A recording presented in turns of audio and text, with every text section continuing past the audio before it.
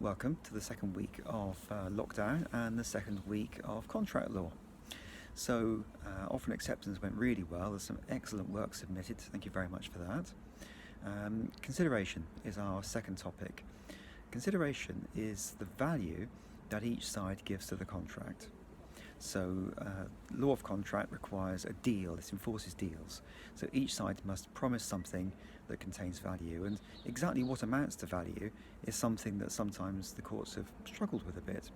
So it might be the obvious, it might be money, goods, work. When you go and work at Tesco's for 10 hours, that's your consideration for their promise to pay you. It could also be giving something up if you've got the right to do that in the first place. So you're going to look at various cases that examined what we mean by value and what is consideration and what's not counted as consideration.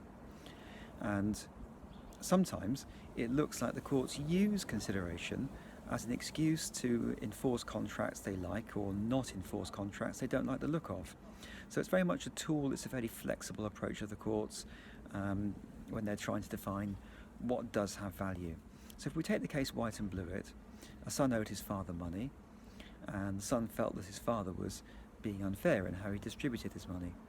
So the father said, look, if you stop complaining to me, I'll let you off that money. You haven't got to pay it back.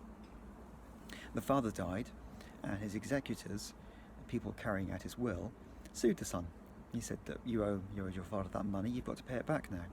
And the son said, yes, but I gave consideration for the promise not to enforce it. I promised I wouldn't complain about the way my father distributed his money. And you could see that as being something of value, or not really. I mean, the son's got the right to make representations to his father, and so if he's not doing that, that surely has value. But the court said no, that didn't have value. He got no right to complain. The father could do what he wanted with his money, and so that was no consideration, and so the son had to pay the money back to his father's estate. And so when you're looking at all the cases on what we call sufficiency, which is another way of saying value, think of them from that point of view. Are these something that the court used as an excuse to uphold contracts they liked or not those they didn't? Or is it really obvious that there either was or wasn't value in these cases? So that's the first topic, sufficiency of consideration. You're also going to look at past consideration, which is the fact that the promise must be for the future. In exchange of I will do this if you do that. So it can't be something that's already happened.